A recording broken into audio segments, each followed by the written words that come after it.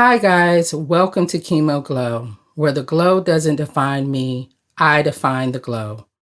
My mother used to play the song, "The Battle Is Not Yours" by Yolanda Adams when my dad was dying and her heart was heavy. My guest on the podcast tonight talks about practicing for the fight before the battle. His take on his cancer journey is eye-opening. Take a listen to the podcast Before the Battle with Pastor Rick Barber. Peace.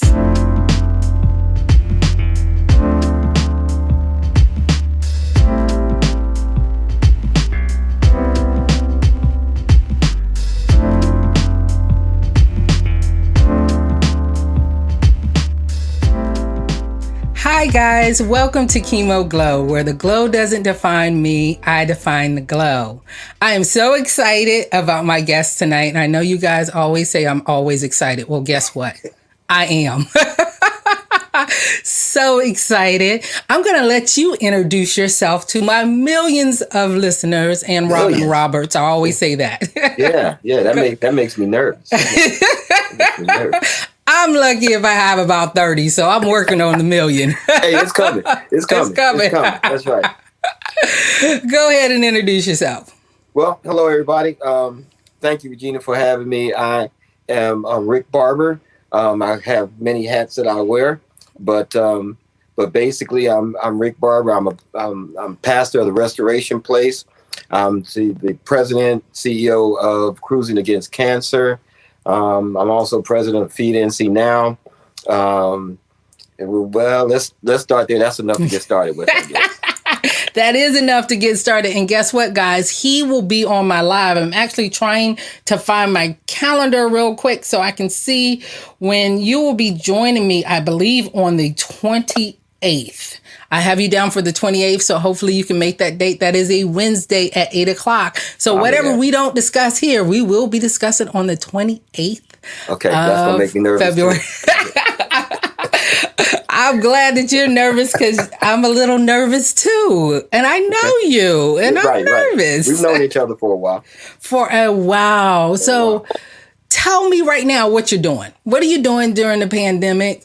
What's going on with you? And we'll talk about the other stuff in a little bit. But tell me what's going on with you. The greatest thing that happened since the pandemic for me is that I retired. Yes. Yeah, I was working at Fayetteville State University. I was a house manager there for Seabrook Auditorium. And so I've been there for about 13 years. Wow. And so I just retired come the 31st of December was the official last day. And so I'm just in my, I'm really trying to get this whole thing started. Now, here's another thing. During the pandemic, you said. So the country was shut down on the 17th of March. Yep. Okay. Well, on the 16th of March, I had surgery on the 16th. So I was on convalescence for, the next couple of days anyway, but then they shut the country down. So I haven't been back to work really in the fullest capacity since March. So what a way to retire. What a way to go out, man. Because my last day of physically being out the home was March 16th. That's it. I get it. I wish I was retired right now. well, I'm telling you, it's exciting because, see, I get to do stuff like this. Yes. Now, okay, here's another one. Yes. Had the surgery. Yeah. And so I was starting school. So I was supposed to go to school on the 17th, but they shut it down. So I've been on Zoom or online on all my online classes. I've been doing that since March 17th. So I've been in school almost a year now. Oh, wow. And haven't been to a classroom. What are you going to school for? Biblical studies. All right now. Bachelor of Biblical Studies. So that's what I'm excited about. And, so these are the kind of things that I've been doing since the pandemic started. So, man, look at that smile on your face. I'm telling you, you know, Virginia, that's what on Sunday morning when we do our broadcast, because we're doing it all Facebook Live, Zoom, you know, and now we're live streaming. And so you sound just like me. Every Sunday morning, because I am excited. I said, all right, good morning, everybody. Listen, I'm excited to be here. And I say, you know what? I say that every Sunday morning. Every Sunday morning. So, I mean, I feel you when you say that you're excited. Because someone told me, enjoy doing. Yeah, I'm sorry. Someone told me I always go, hi, guys. And I didn't realize it until they did a little gag kind of reel. And all I can say, hi, guys. I'm so excited. Yeah, and I can see why. I am. Now you enjoy doing what you're doing, right? I do. The pandemic actually gave me a chance to focus on this, because I started this in 2013. I told my husband that I was going to do a blog or something about my glow moments. And I named it Chemo Glow because of everything that I was going through. And once you go through chemo, you have this glow about you, right? You know, that everybody knows, oh, something is not right.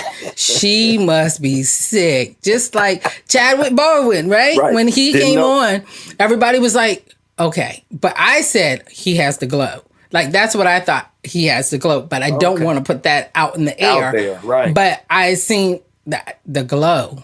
It's there. But I'm redefining my glow now.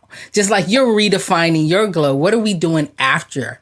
You know, regardless if you receive chemotherapy or radiation or you had surgery, how are you defining your glow now? So I started this 2013. My husband went on and got the domain name and everything, but it wasn't until the pandemic that I started putting it out there. And I'd already recorded a year's worth of stuff. Wow. Yeah. So, that's good. I stopped working, so hey. Well, now you do the work that you enjoy doing. There you go. I'm on my second season, and I can't wait because I need Robin Roberts to see this podcast. Right. So you know what? The crazy thing is that's how I felt when I started Cruising Against Cancer, because she was going through her all of her stuff at that time too. And I was saying, man, if I could just connect with Robin Roberts, I mean, you know, she's got this huge platform. And, you know, to be able to get these people on cruises after they, you know, go through their chemo or go through their radiation, or even if they're just being diagnosed and they haven't done anything yet, but nevertheless, they have an opportunity to just go and get away for a minute. You know, get away. Just go and get away, because I'm telling you, it helped me. Oh, yes. I remember that. And now with the pandemic, we'll talk about it a little bit later. How do we do Cruising Against Cancer? Right. So it's definitely interesting how things are ending up. Right. But before we keep going, because we can talk forever. Oh, yeah. Forever. But I want to know, how was your life before you were diagnosed? And then you're going to tell me, you know, what you were diagnosed with. So tell me how your life was going before you were diagnosed. It was everyday life, you know. I had, okay. All right. I had, when you live life and things start changing. Yeah. You know, there's something that gives you an inkling that things are not the same. But now, you know, you can chalk it up to it being, you know, you're getting older, you know, because I was that was back in 2011. So, you know, that was 10 years. Wow. That was 10 years ago. 10 years ago. Wow. That was 10 years ago. Okay. So, you know, now I'm 54. Okay. So now I'm 54 and I'm saying, okay, well, you know, 54, you can expect some stuff. Yeah. But then when I started seeing these signs that I'm like, wait a minute, that's strange. You know, wait a minute, I might want to do something about that there. You know? Yeah. And so anyway, I was diagnosed with prostate cancer. Okay. So of course there, you know, you've got the sexuality part that you're having problems with. You know, you may see some blood somewhere. You know, just those kind of things. And so, you know, I've always been the kind that if something goes wrong, I don't wait.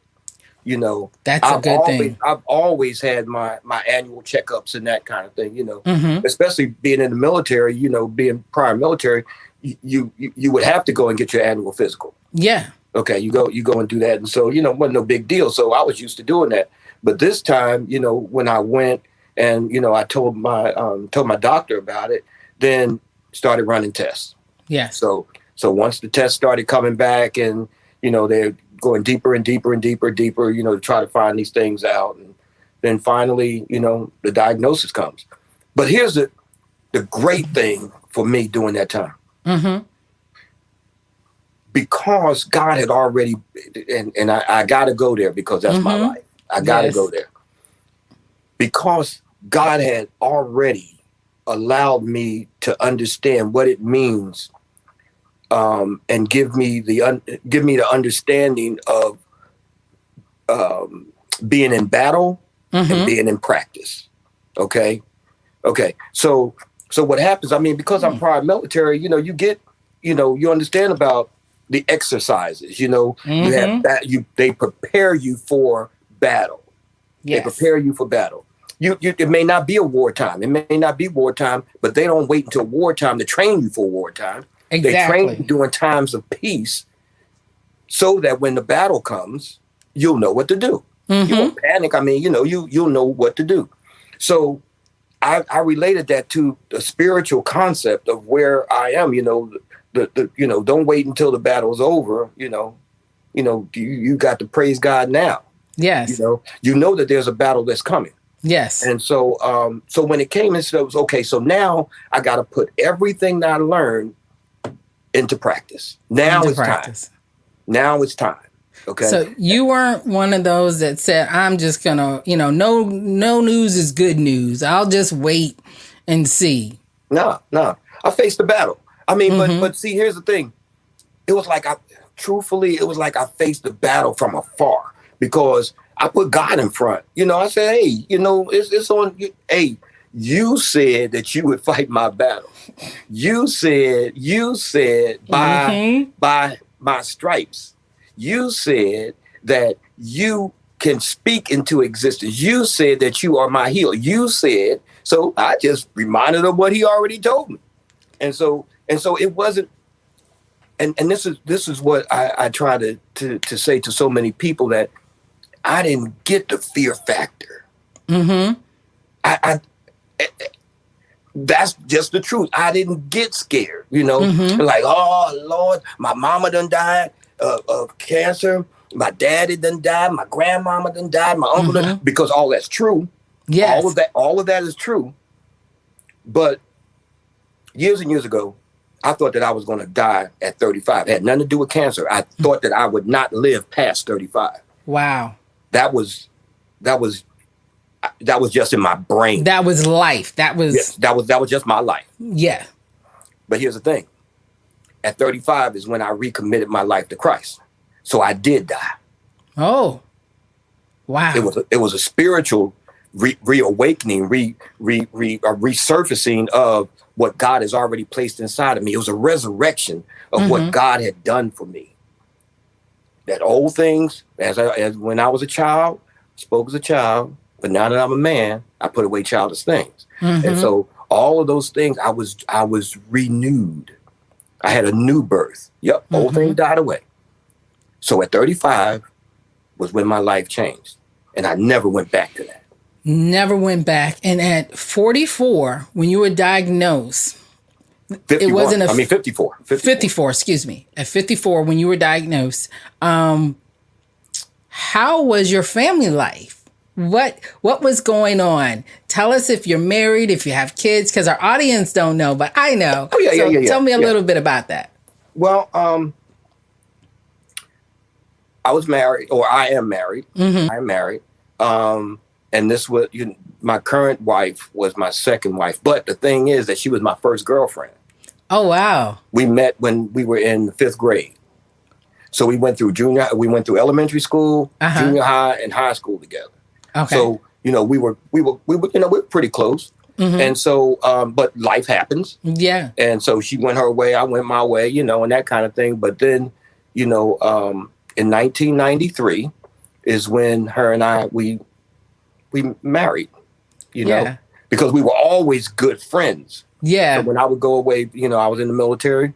So when I would go away and, you know, live my life and then come home to visit or whatever, I had to go and see her. You know, she was it. Because she was always there. Her mom, you know, and her family.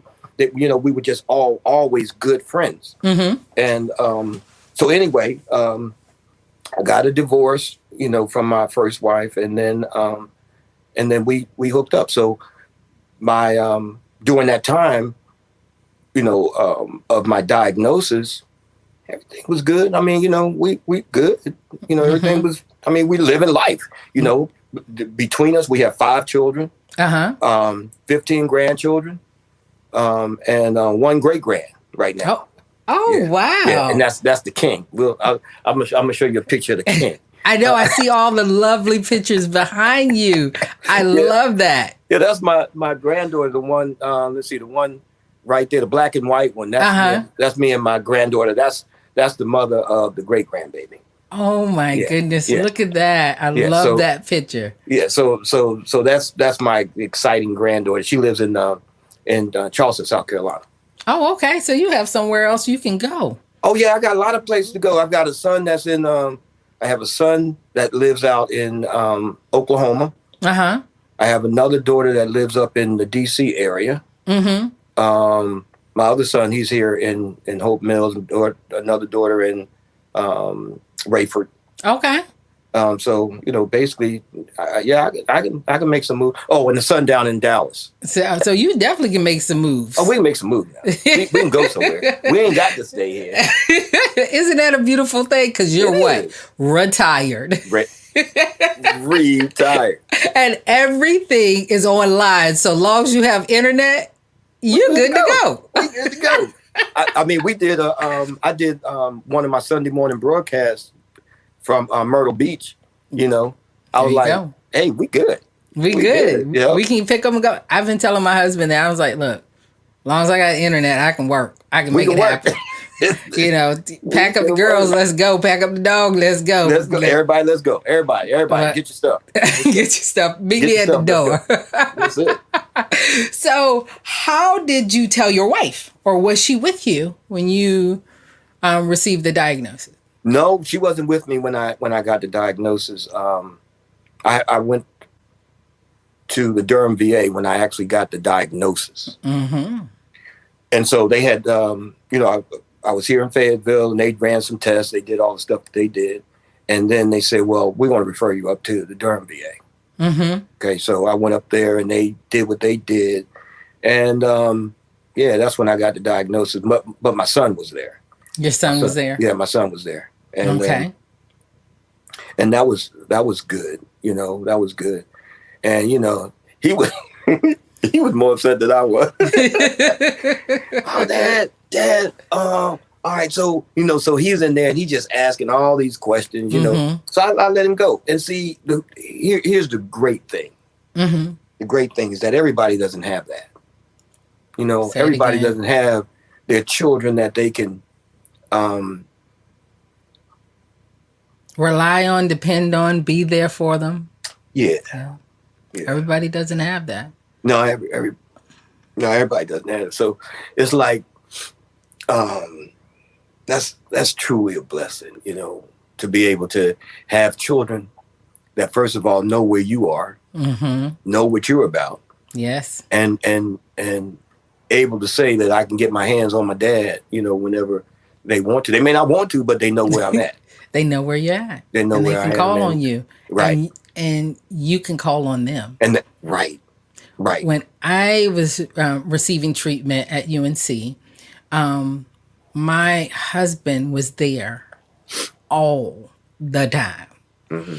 So when I finally convinced him to let me go by myself, it was after radiation. I was taking Herceptin, and I was just like, "Look, I'm fine. Can I go?" When I walked in, they said, "Where's your husband?" I said, "What? I'm the one getting poisoned here. What in the world? Where's your husband at?" Like, okay, I'm the one receiving treatment. Right. But I also seen when I was going there the people who had no one sitting beside them for whatever reason.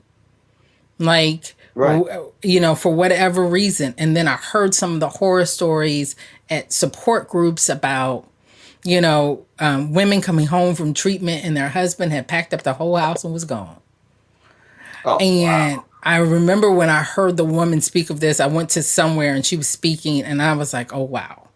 And it made me want to give back. And I decided to be a lay navigator at UNC. So when someone didn't have somebody, I was that somebody, whether it was to take a note, walk you down to the resource center, point you to different directions, just having that person there with you was so important for me. So I know how important, and I can hear it in your voice and see it in your face. It was for you.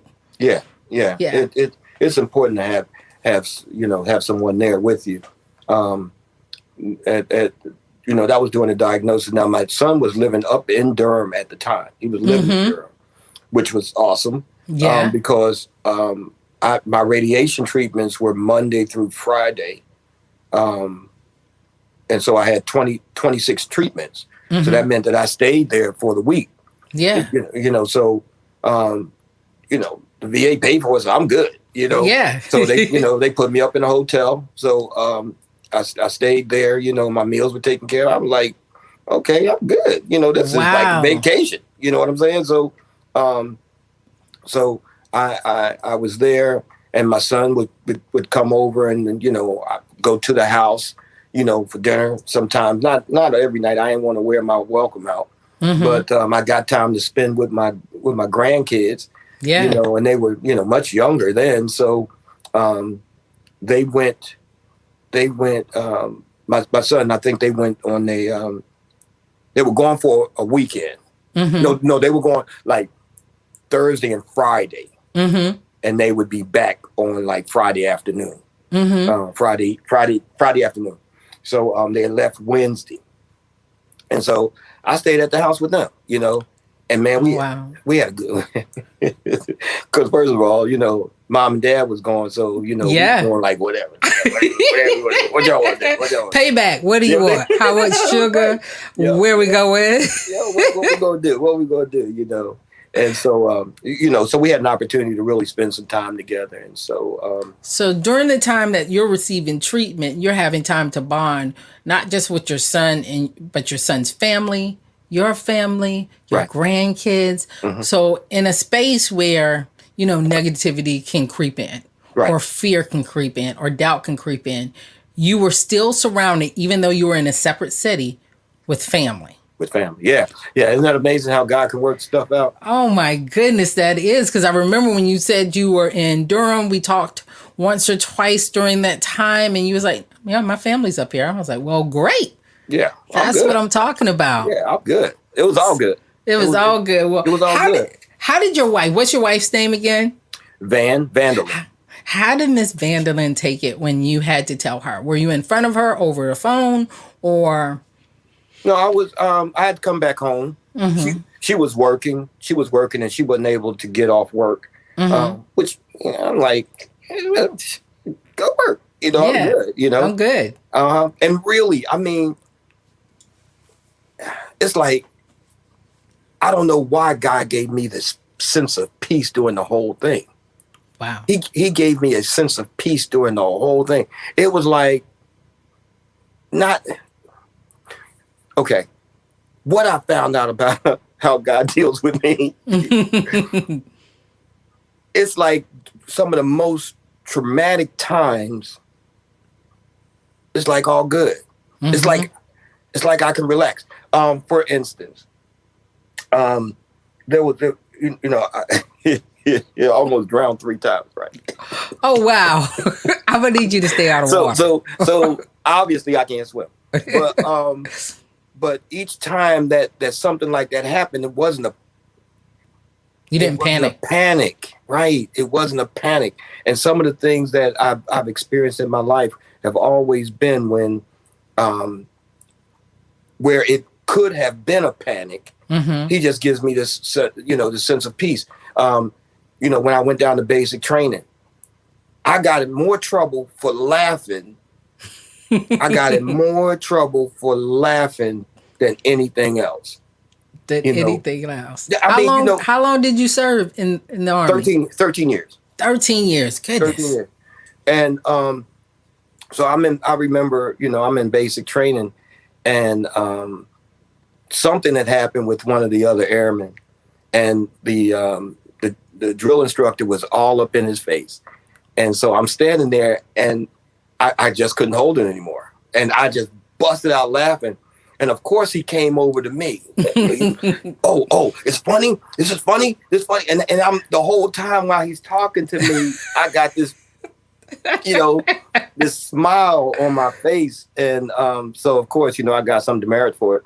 But it was like, hey, I'm good. It ain't that serious, man. Yeah, it's not that serious. And I've known you for a while, and that's how I see you. It's really not that serious. It's not serious. It's not that. It really isn't. And people make things so hard, and it doesn't have to be. Mm-hmm. It real. And that's what I say about employers. They make the job so hard, and it doesn't have to be. It doesn't have to be. People in their marriages. It doesn't have to be. Nothing is. I don't care what it is. Mm-hmm. Y'all can work it out. It's not that serious. You know what I'm saying? It is, but it isn't. It's just how you handle it. Yeah. How come we can't talk about why we got to argue about it?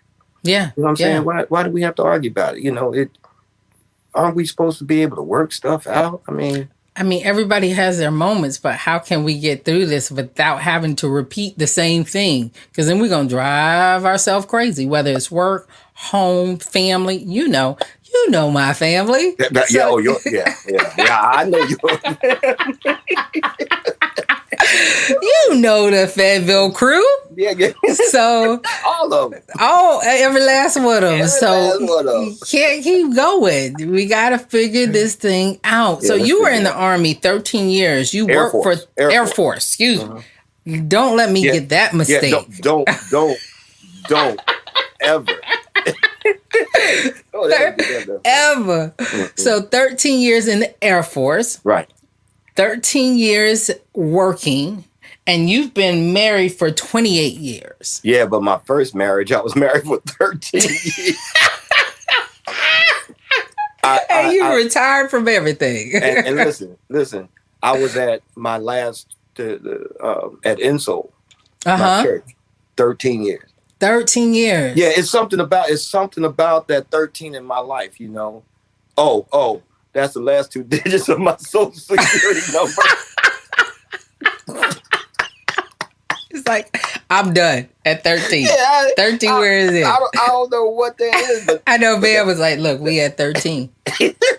What we going to do that? What we going to do now? Something 14, about that number. But you always move on to better things after 13, right? Obviously. Yeah, obviously you're always moving on. Now, you were talking about your treatment. What did your treatment consist of? 26 treatments of radiation. Okay. All right. 26 treatments of radiation. And I don't know whether anybody for prostate cancer, they do the parameters. They set the parameter. And so your bladder has got to be full of water. So you have to, really? Yeah, it has to be full of water. And so then they, you've got to be almost on the brink of really having to go to the bathroom. So you're full of water, and then they take the machine. I don't even know what it's called, the radiation machine or whatever. And because again, how people, and you probably know that all the terminology of everything that they've done and all that. Say, you know what? I ain't know none of that. I go there. They tell me this is what we're gonna do. Right. Be back. Yep. I always say, ask my husband what I went through. I can't tell you how many rounds I had. I just know in November and December they were like, it's Christmas time. And I was like, no, I still want it. And it was like, this is the only day you're gonna have off. Take it. So right. Yeah. So going through having a full bladder. Yeah. They're talking to you. How long did radiation last? Like as far as like when I got on the table, it was, they were like 15 minutes in the door. Yes. You're in and out. So how long? So actually on the table was was 18 minutes. 18 minutes. Okay. So, I mean, but, you know, it was cool, table move, and then you hear the actual radiation machine, would readjust, and you can hear it, readjusting and that kind of thing. And, but the whole time it was all fascinating to me. You know what I'm saying? So I'm laying on the table, they playing some good music, so I'm good. So they asked you too, what music you want. What kind of music do you like? Right. Yep. And I say, hey man, give me some. Well, at the time I was asking them for stuff like classic rock stuff. So oh wow. Like Eagles and stuff like that. So I would listen to that, and they said, well, you want to hear today? Give me some smooth jazz or whatever the case is.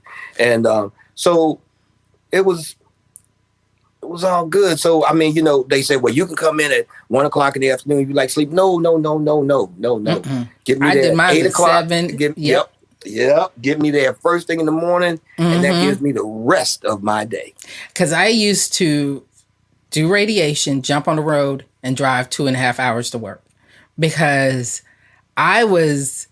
Remember when I was diagnosed, I was planning a wedding. I lived in a different city than my husband. My job was still in Charlotte. So by radiation time, I was reporting to work just once a week physically. But I would jump in the car and head on to Charlotte, and sometimes drive back or sometimes stay over during the time of radiation. And I remember a song that played on the radio. Well, not on the radio when I was on the table. It was Kenny Rogers, I think. Did he sing, you got to know when to hold them? Know when to fold them? Know when to fold them? Man, that was my theme song. So I said, can you play Kenny Rogers? And they looking at me like, are you serious? I was like, that's my theme song to drive to Charlotte. Right. Because I got to know when to hold them. I didn't know when to fold them. Know when to walk away. Right? Absolutely. And so that's good. Is that you find that comfort in the most craziest times. Right. And for me, like people like radiation, you listen to music and you got to sit still. So you can't bob your head. Nope. So you got to take everything in at that time. You got to sit still. That's exactly right. Did you have any side effects from your radiation treatment?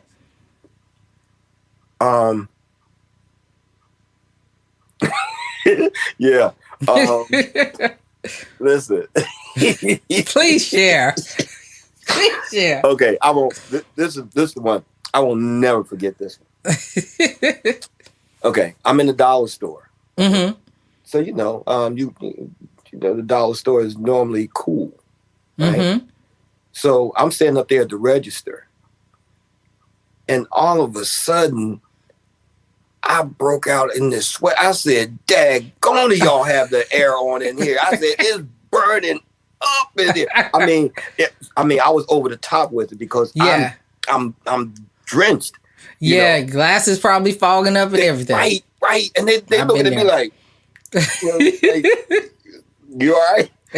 So it went away. But now it's starting to happen all over. It's starting to happen all the time. So I told my doctor about it. He said, "Oh yeah, I meant to tell you that." About the hot flashes. About the hot flashes. And that's why I don't get mad when women start talking about hot flashes now. I understand. Yes. I understand. Because, hey, listen, as quiet as it's kept, my wife be going through that, right? And so I don't never say nothing because it's hot this minute and it's cold the next. So I just put a hat on. I put my robe on. I put my sweats on, put my socks on, and we good. It's like you good, you adjust. Good. I just adjust because I understand. They helped me with mine with medication. Mm-hmm. The flushing, they or flashing, whatever they call it. Yeah. And but she ain't no medication. Let me tell you, I was in a training one time, and because I was diagnosed at 36. And I was having hot flashes before 40 because of chemo and all the treatment. My glasses fogged up. And somebody was like, "Ma'am, are you all right?" And I'm trying to train through the fog.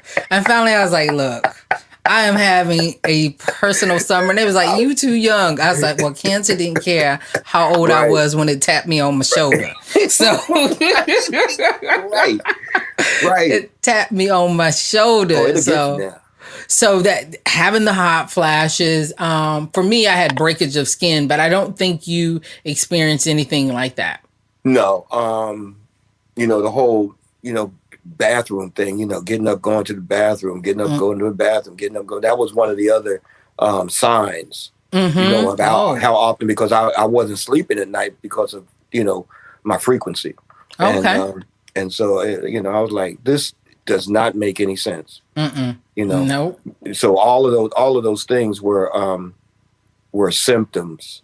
And, now, I mean, again, there is life after cancer. There is life after cancer, Well, what'd you do after, you went through treatment, you had time to bond with your family. Now you're back at home, because it seems like, the world doesn't stop.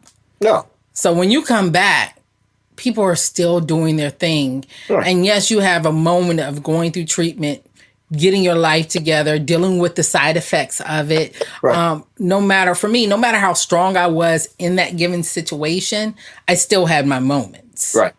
So how did you deal with those moments when you had them and you realized, okay, I'm having this moment. How do I deal with it? Did you have a support group? Did you talk to anyone? What did you do? How did you deal with your moments? Well, my support group was basically my folks at church. Mm-hmm. Everybody knew what I was going through. But one of my worst moments, because I'm very, very active, and I won't ever forget this moment, because it let me know, who's there for you. You know what I'm saying? And so I went back to work. I had my convalescence. I went back to work.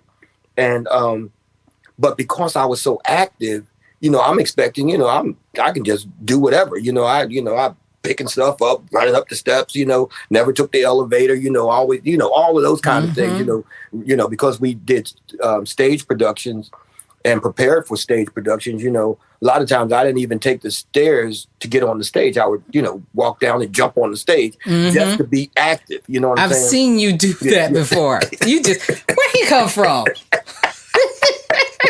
That's right. That was my way. That would be my way of exercise, because I don't go to the gym and all that.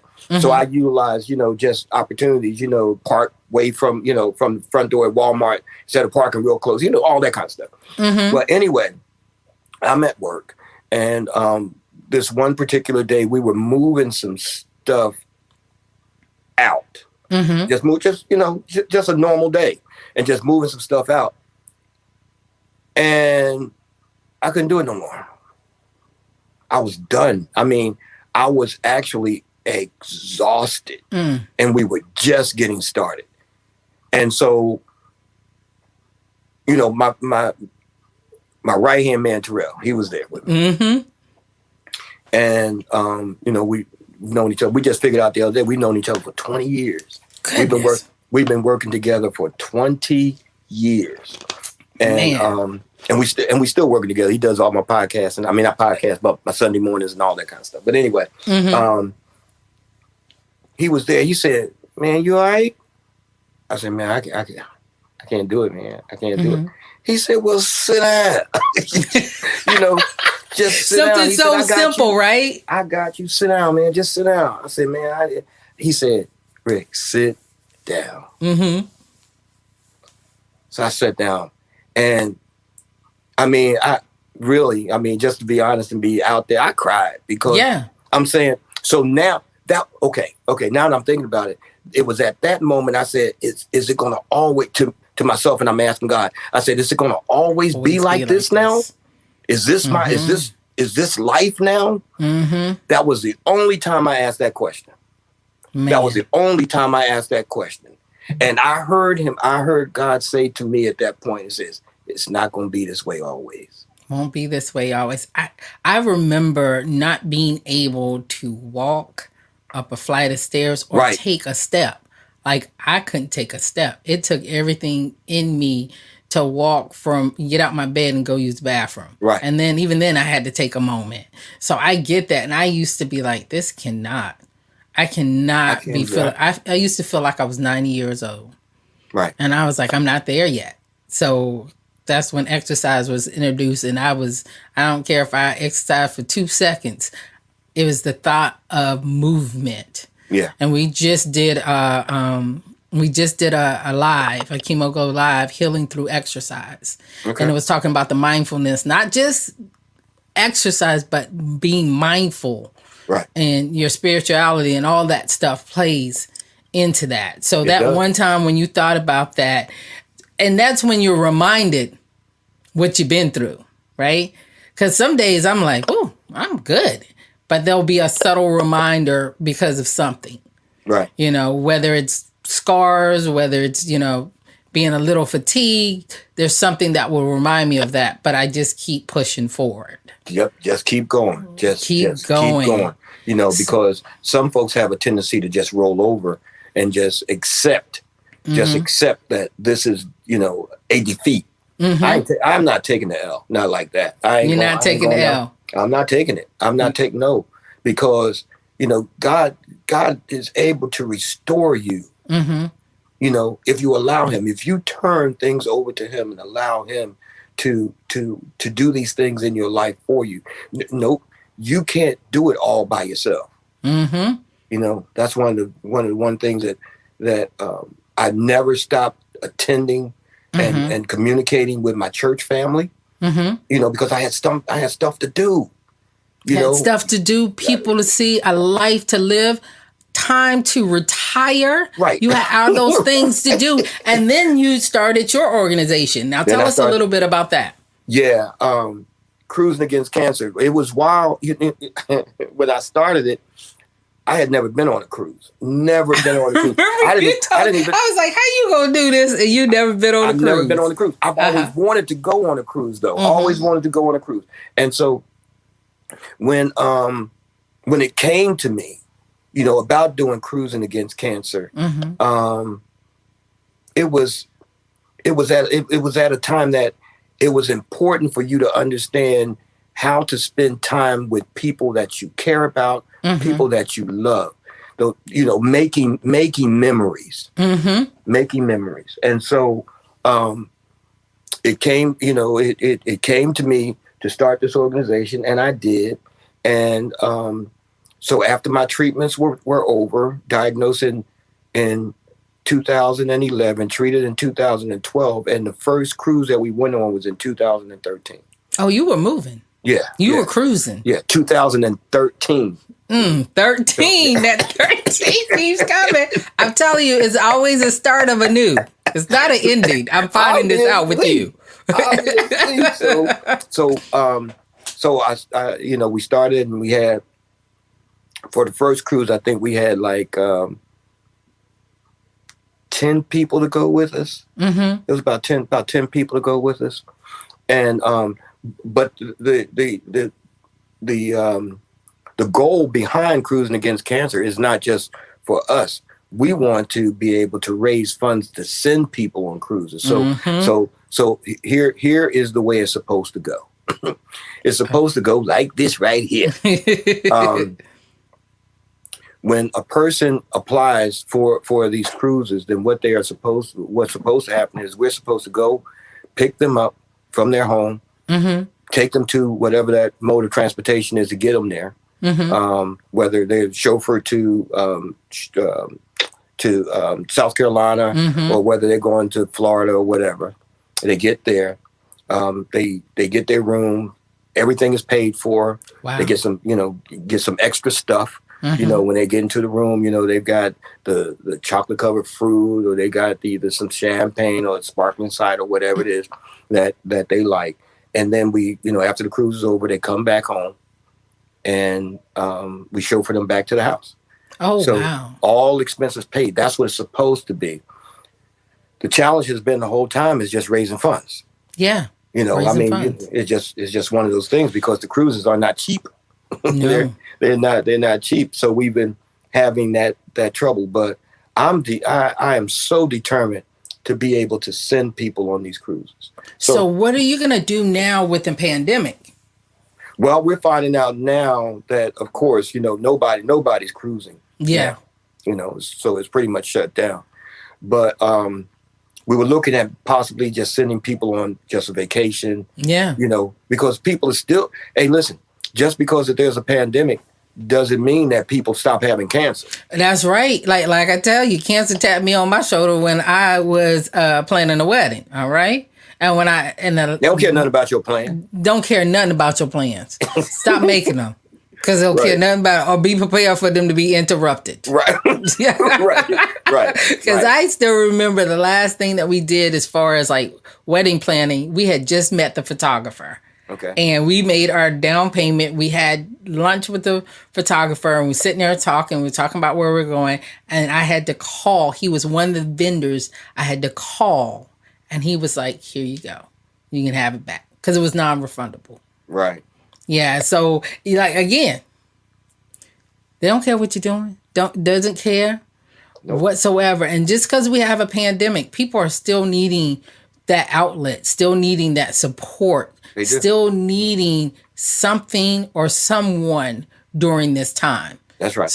So just because the pandemic is going on, you got to look in a different avenue. What can we do if we're not cruising? We can cruise our way to having a spa day or having a weekend away, because people are still getting away in a safe place. In a safe manner. That's right. Mm-hmm. Yeah. So you're absolutely right, and that's what we're looking at doing, some revamping. Mm-hmm. As a matter of fact, because everything's been on hold.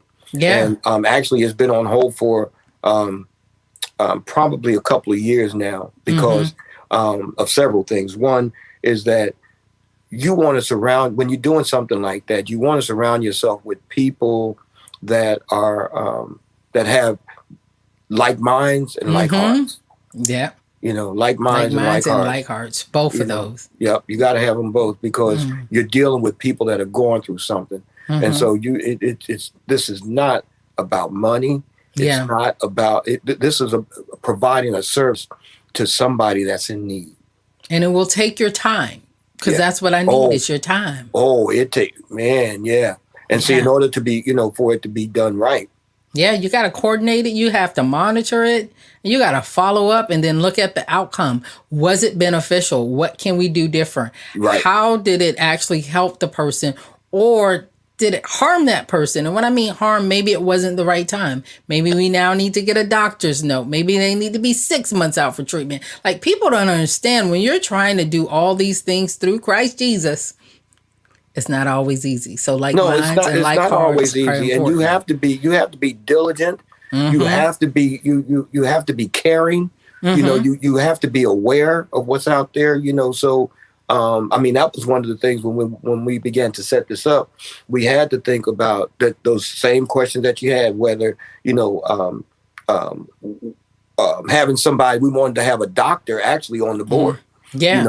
To go through and think of things from a medical standpoint that we hadn't even thought about. Yeah, exactly. So it's just so many different things that we have to put into place. And so it's like this for me. It's like, I don't want to rush into it, where I rushed into it before to get it started because I was so excited about it. Mm-hmm. And so I had to take a step back, and just say, okay, all right, if we're going to do this, then we've got to do it right. And there's a lot of things that need to be considered, to put these things in place. So, well, you are now working on another project that is helping so many people. Tell us about that. It's called Feed NC Now, Feed North Carolina right now. Right now. Right now. People, that have lost their jobs because of the pandemic, and for whatever reason, they just don't have the income. They need food. They just need food. So we started this back in. Like 4 years ago. Mm-hmm. About 4 years ago, where the men of our church, the Restoration Place, wanted to pull men together.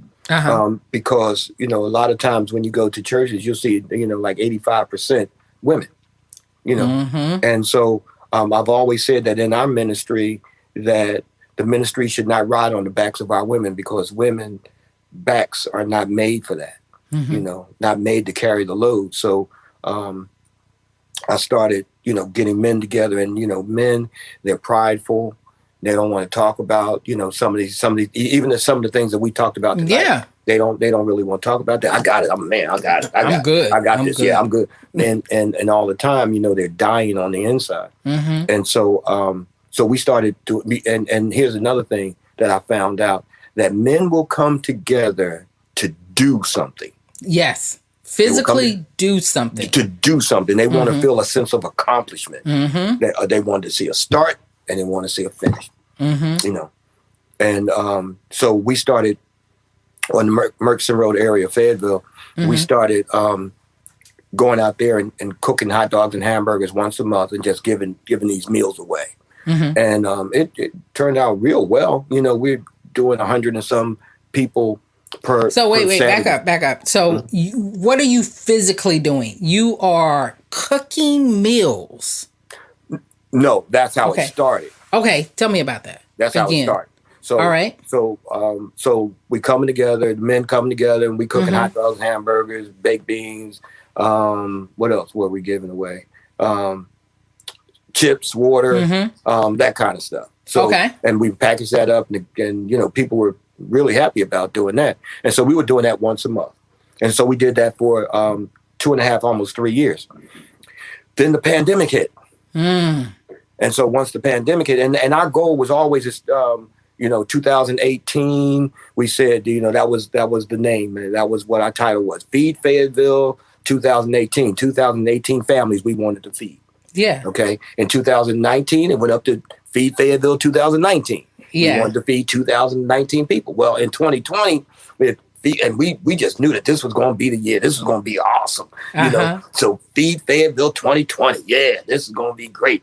And then all of a sudden, the pandemic hit, and we had to shut it down.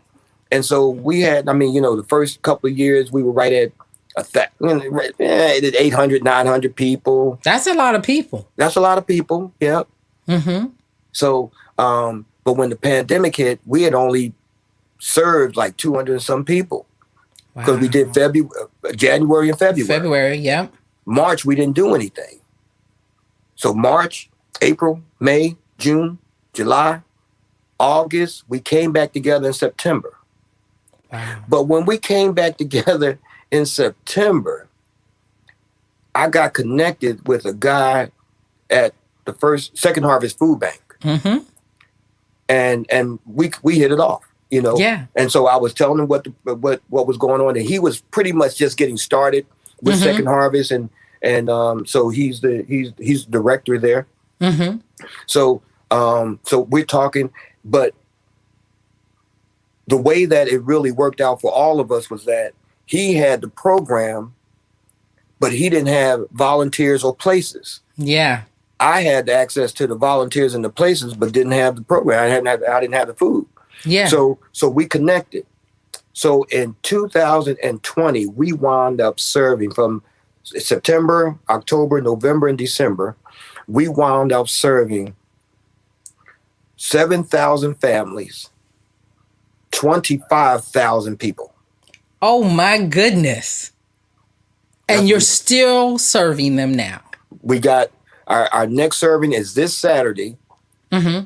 At Smith Recreation Center here in Fayetteville. So we did Done in January, and we did we did December. So we did Done just the week before last. Okay. So how do people donate or volunteer their time? Where can they find this information? They can go to Feed NC Now. Mm-hmm. Feed NC Now, guys. You hear Feed NC Now, and we have an app. We have an app that lets everybody know about all the feedings that not only are we doing, but Second Harvest is doing as well. So so they can go to any of these locations. We'll be out in Clinton. We're going to be in Spring Lake. We're going to be in Dunn. We'll be back here in Fayetteville. We're going to be in St. Paul's. So, my goodness. Yeah, right. So we've got, we're moving right along. St. Paul, Spring Lake, Dunn, Clayton, back to Fayetteville. Those are some amazing places to go because, the underserved are in those areas. In those areas, that's right. All right. And we need to make sure that, no one's forgotten during this pandemic. That's right. It's not ending anytime soon. Nope. At least the effects of it's gonna still live on in the next couple of years. So people who have lost their jobs or their jobs are not coming back. Because one of the things the pandemic did show is that, do we really need all these restaurants? Do we really need all this stuff? Are we able to purchase stuff and have it at our front door? Like Fayetteville has a Walmart on every corner. Sure seems like. There is a restaurant. You could throw a rock everywhere. But the mom and pop shops that we used to love to go to, they're not going to be there anymore, unfortunately. Yeah, unfortunately. That's the sad part. Yeah. Those are the ones that's really affected by this. Yes. And so here's the thing. What do we do for them? Yes. How can we help them? How can we assist them? Because they've just lost some income. Yeah. And their livelihood and what they've known all these years. Right. Right. So that really does affect the community. But I'm so glad that you are doing so many things. Rick, this has been an amazing podcast. I'm not done yet. I'm just saying, I'm over here and I think I have the name of the podcast already. Yeah, I think I do. You said it in the first 5 minutes. And so I'm going to tell you what it is after we finish and get your approval. But you said it in the first 5 minutes. And I was like, there it is. Okay. All right. That's what I'm going to do. All right. Wonderful. So what would you like to say to the men out there who are listening about taking care of and taking that first step if they see something wrong, if they notice something different, and don't just say it's just aged or it's just this? How do you encourage them? What would you say? Man, go do something about it. I mean, what else can you say? I know, right? Yeah, well, really, that's the bottom line. You can't put it any better. I mean, man up, and find out what the problem is. What are you afraid of? Yes. Why are men? Okay. All right. Let me step back. Step back. I'll step back. Sometimes, this will be a fair statement. Sometimes they don't want to go because they don't have the resources. This is true. Okay. I mean, we talk about some of us. Yes. Some of us that they don't have the resources. They don't, it's going to cost them to go to the doctor. Mm-hmm. It won't cost them as much if they go to the emergency room. Yeah. So when it gets that bad, then they'll treat me. Mm-hmm. But in the meantime, you're going through this stuff that you may not have to. And it's easy for us to say because we have resources, just like some of the things that we experience in our political arena, that, those people have the resources. But what about the ones that don't have the resources? I was thinking about that, man. It's like, when I like watching stuff like Game of Thrones and Reign, all the things from the Renaissance time, and how they, from the king's standpoint, sometimes from the king's standpoint, it was hard for, because they're in the castle. Yeah. They've got everything they need. Mm-hmm. But then there's the ones that are doing the work in the fields and doing all of that, and they're living in these deplorable type conditions, and they're scraping and scrapping to make sure that they're taken care of. Mm-hmm. Because there's no heart there. And because of that, so now, they don't even think twice about trying to, amputate anything because, just get rid of it. Get rid of it. Just get rid of them. Yes. But I'm saying now that there are resources out there for our men, our brothers and sisters, and that's why, they were trying to put some of these things in place so that we could have medical opportunities for us to be able to go and see a doctor. And there's resources out there. I know it's not easy, But there are resources. If you go to Duke, if you go to UNC, there are resource centers.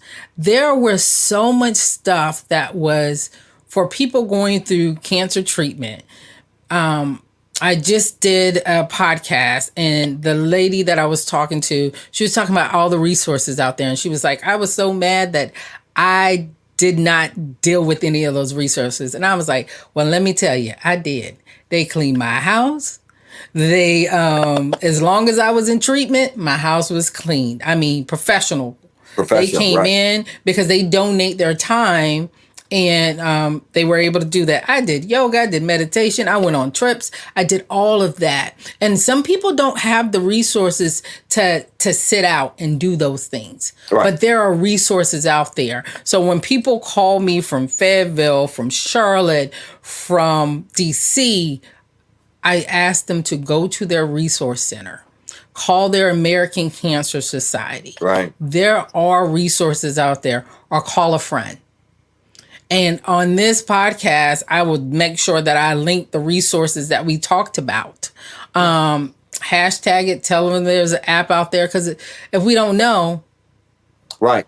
We don't know. You just don't know. And you don't even know what, that's what I've said that for years, you don't know about a thing because you don't even know what questions to ask about a thing because you don't know. So don't be scared to ask. Don't be scared to ask. Just go ahead and ask. I mean, if it comes to you as a question, then your answer is somewhere nearby. If it comes to you, don't be afraid to ask somebody or tell somebody. You have somebody in your circle. There's somebody that you know that you can share some of this information with. You ain't got to be afraid of everybody. Everybody ain't trying to, tell your business because don't nobody really care. I mean, they don't really care. You think somebody talking about you? Ain't nobody talking about you. Ain't nobody talking about you. Nobody thinking about you like that. Nobody thinking about you like that. So go take care of yourself. Go take care of your own self. The only person talking about you is you. Now go do something about it. Right, because you're the only one that's around you all the time. All the time. Oh my goodness, Rick, this has been great. Is there anything else that you would like to share with my listeners? We are going to have you again on a live. Your podcast will come out, and then I'll have you a week later on the live, and we'll discuss more about not just being diagnosed with cancer, but we're going to discuss how you defining your glow. That's what that live is about. How are you defining your glow? Well, I'm glad you gave me some warning, because now I can think about it. How do I define my glow? What's my glow?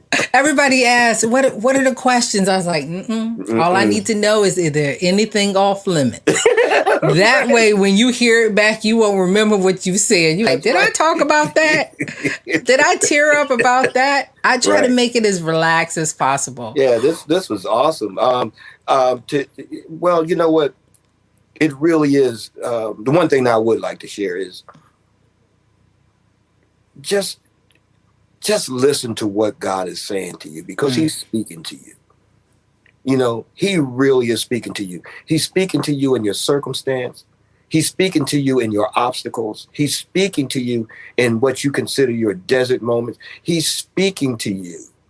And if you would just open up yourself and let yourself really, really tune in that frequency. I know nowadays, we don't even have frequencies anymore. It's like, you got to push the button and it goes right there. But in the old days, you had a tuner where you could turn the knob and that and then finally you tune in.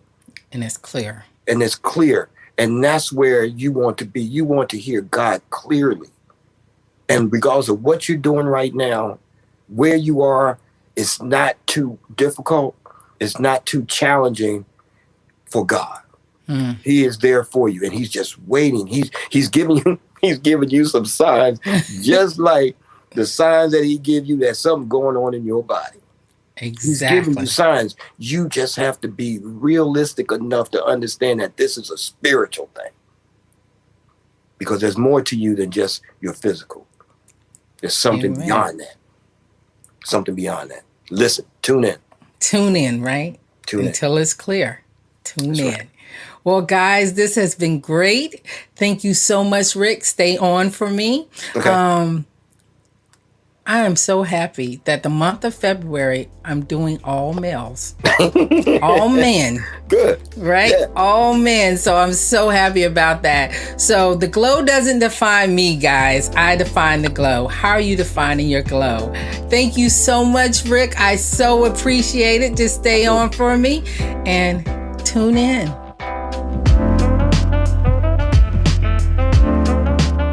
Sound editing is provided by Josh Masters. If you like what you hear, please rate and review the podcast in iTunes. Connect with Chemo Glow on Facebook, Twitter, or Instagram.